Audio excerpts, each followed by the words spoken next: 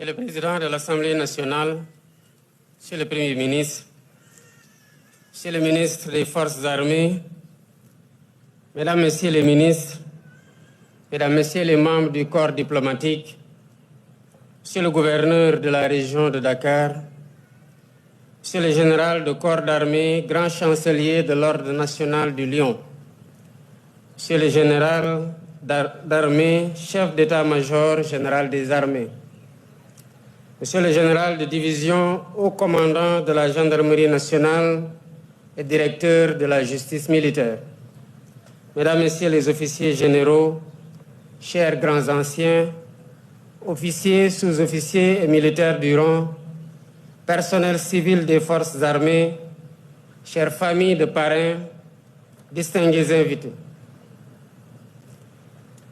C'est toujours avec fierté et plaisir que je préside la journée que notre nation reconnaissante dédie à ses forces armées pour magnifier leur contribution remarquable à l'œuvre de construction nationale. Elle est une occasion singulière de communion avec des femmes et des hommes sous l'uniforme qui servent le Sénégal avec honneur et loyauté. Bien plus qu'un rempart, les forces armées sénégalaises représentent la colonne vertébrale de notre souveraineté et le cœur battant de notre unité nationale. De nos spécificités locales et de nos diversités. Elles sont républicaines dans l'esprit, disciplinées dans l'action et inébranlables dans leur fidélité à la nation. Cette cérémonie m'offre une fois de plus l'agréable devoir de m'incliner pieusement devant vos étendards, qui, bien plus que des emblèmes, portent la mémoire ardente des sacrifices consentis pour la grandeur de notre pays. En les saluant, je vous renouvelle l'estime et la reconnaissance de toute la nation. En passant les troupes en revue dans cette belle cour d'honneur du camp Dial Diop et en visitant le mémorial du souvenir, je n'ai pas pu m'empêcher d'avoir une pensée profonde pour les djambars tombés sur le chemin du devoir. Je leur rends hommage et témoigne à leur famille la solidarité pleine et entière du peuple sénégalais. Aux militaires blessés en opération ou alités, je réaffirme notre compassion et notre soutien. Mes vœux de prendre l'établissement les accompagnent pour un retour rapide dans les rangs auprès de leurs camarades et frères d'armes. Je renouvelle mes encouragements au personnel, femmes et hommes engagés en opération intérieure, souvent dans une ambiance de privation, de risque et hélas, parfois au péril de leur vie. Aux militaires déployés sur le théâtre alors que les forces armées célèbrent cette année le 65e anniversaire de leur premier déploiement au sein des Nations Unies. Je redis ma confiance et mes encouragements pour leur abnégation et leur dévouement. Enfin, je réitère la gratitude de tous nos compatriotes aux anciens pour le modèle de désintéressement, de discipline et de dignité qu'ils ont légué à la postérité. Longue vie et merci, chers anciens. Officiers, sous-officiers militaires du rang, comme vous le savez, Dakar se prépare à accueillir les Jeux olympiques de la jeunesse en 2026. Le Sénégal sera ainsi le premier pays africain à organiser une manifestation sportive olympique de dimension mondiale. Plus qu'un rendez-vous sportif, cet événement qui est une vitrine du Sénégal nouveau sera également l'occasion de mettre en valeur le dynamisme de la jeunesse, la richesse culturelle de notre pays et le rôle croissant de l'Afrique dans le mouvement olympique. À travers sa devise Dakar, l'Afrique accueille, Dakar célèbre. Les JOJ Dakar 2026 entendent incarner l'essence même de l'hospitalité africaine et l'esprit festif de la ville haute, carrefour du monde. Ils permettront aux 2500 meilleurs jeunes athlètes du monde, ainsi qu'au personnel qui les accompagne, de découvrir la teranga sénégalaise. Plus qu'un catalyseur pour impulser notre pays au plan sportif, touristique, culturel et économique, ce grand événement sportif ouvrira de nouvelles perspectives à la jeunesse. Parce qu'elles incarnent ce que les Jeux même célèbrent: l'unité dans la diversité, la rigueur dans l'effort et la fraternité dans la compétition. Les forces armées en sont des partenaires privilégiés. C'est pourquoi je me réjouis du thème fort à propos de cette édition. Les forces armées, partenaires des Jeux olympiques de la jeunesse 2026. Mesdames, Messieurs, les Jeux olympiques de la jeunesse Dakar 2026 seront une page d'histoire de notre jeune nation.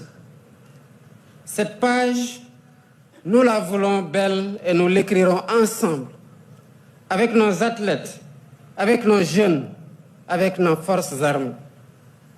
Elles seront certainement les gardiennes de l'ordre et de la sécurité, essentielles à la réussite des Jeux.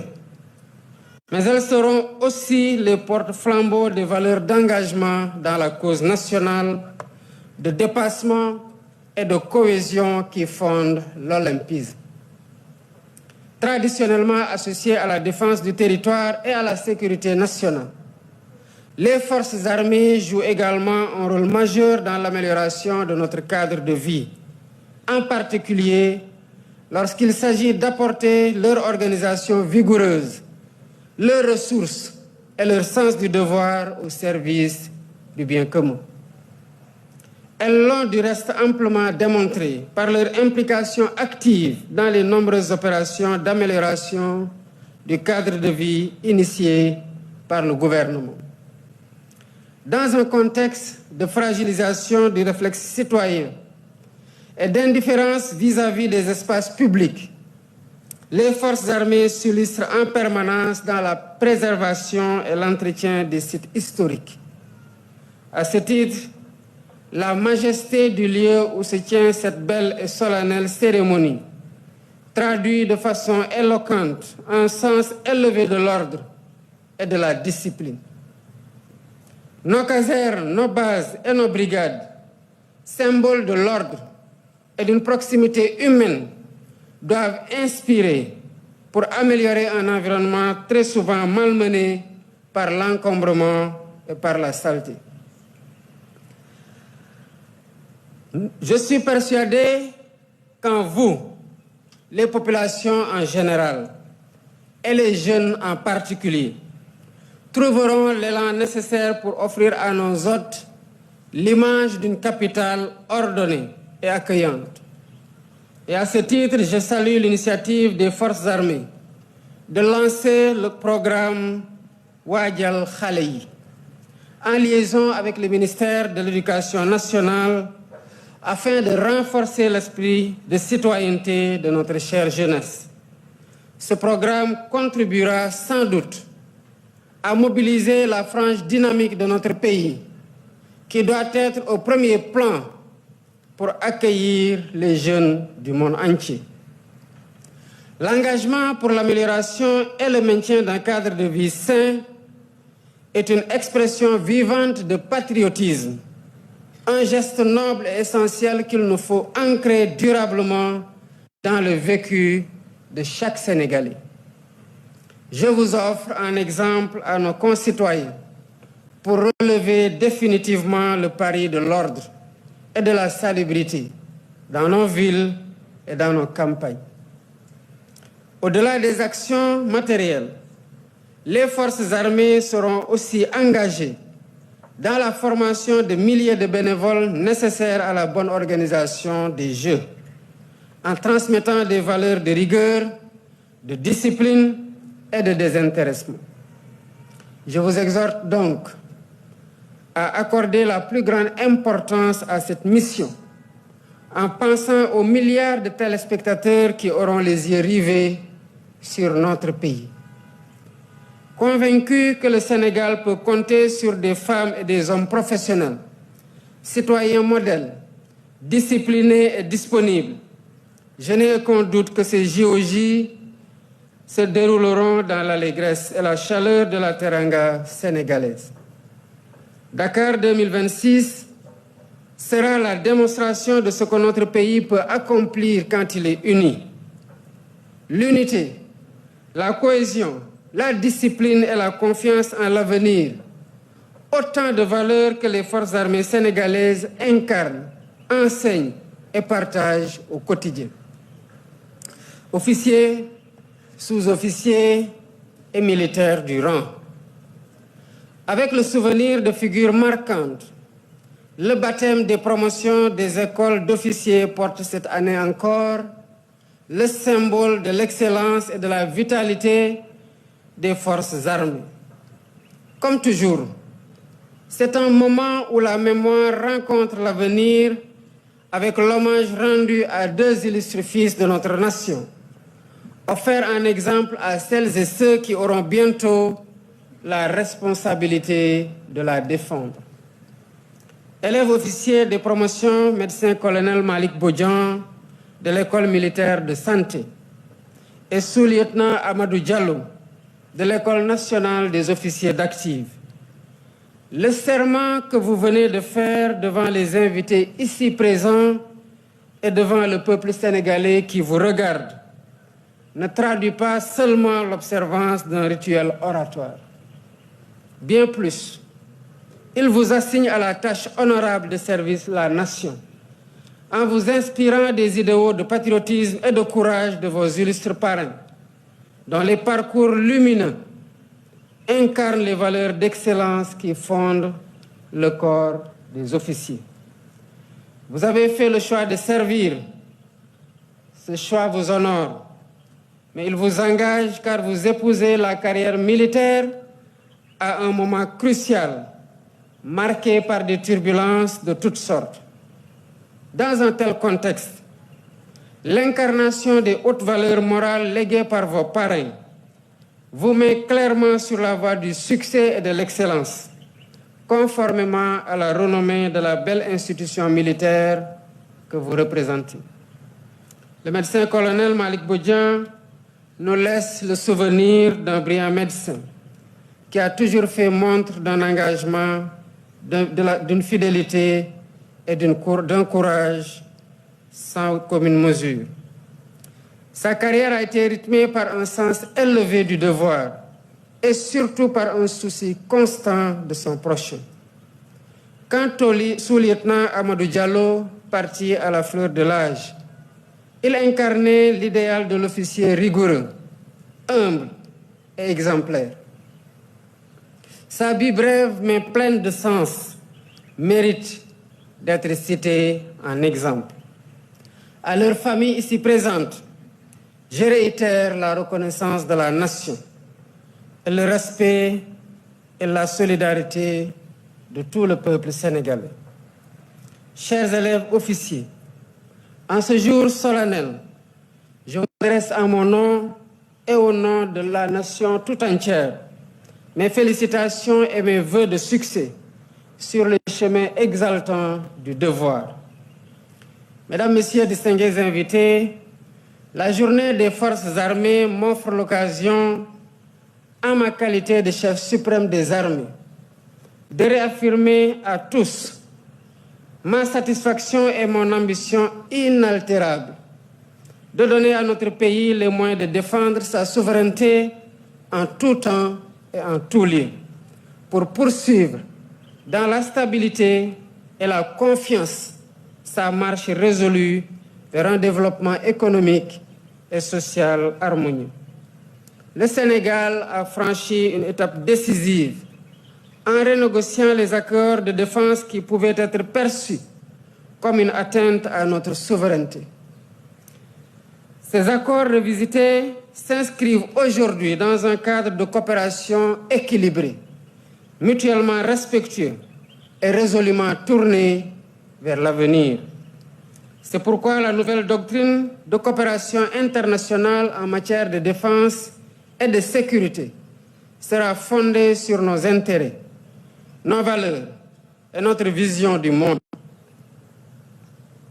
Elle permettra à notre pays de faire des choix de manière souveraine, avec une voix sénégalaise à la fois lucide, responsable et conforme à notre vision de la sécurité et de la stabilité. À l'évidence, les champs de confrontation d'hier ne sont plus exactement ceux d'aujourd'hui. Les rapports de force militaires se jouent de plus en plus dans la maîtrise technologique, de l'information et du cyberespace. C'est pourquoi la modernisation de nos forces armées est devenue un impératif stratégique. Pour continuer à relever les défis contemporains, nos forces armées, fortes de leur savoir-faire et de leur esprit d'innovation, doivent s'adapter. Elles devront s'engager dans la voie de la modernisation et acquérir les moyens nécessaires pour continuer à protéger le Sénégal à l'ère du numérique, tout en préservant l'éthique et l'humanité qui font sa force. Vous pouvez toujours compter sur mon soutien et sur celui du gouvernement. Enfin, je tiens à féliciter le ministre des Forces armées pour la parfaite organisation de cette cérémonie, qui revêt un caractère particulier, puisqu'elle est la dernière pour le général d'armée Mbaye Cissé en tant que chef d'état-major général des armées. Mon général, je salue votre parcours exceptionnel. Votre sens du devoir et votre loyauté envers la nation méritent aussi d'être salués. Sous votre direction, les armées ont poursuivi leur adaptation dans la rigueur. Trouvez ici la reconnaissance de la République et la gratitude profonde du peuple sénégalais. Officiers, sous-officiers, militaires du rang, en cette journée où la nation tout entière vous honore, je m'incline solennellement devant vos drapeaux et étendards et vous témoigne de ma fierté et la reconnaissance de la nation pour votre engagement et votre sens du patriotisme qui n'ont jamais fait défaut. Je vous renouvelle toute ma confiance. On nous tue, mais on ne nous déshonore pas.